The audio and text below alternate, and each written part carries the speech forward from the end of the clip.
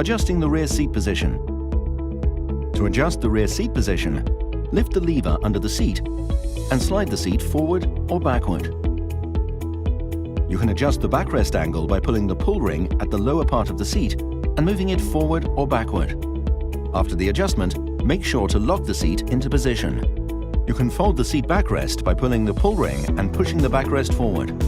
Pulling the pull ring and pushing the backrest backwards unfolds the seat. The operation is the same on both sides of the rear seats.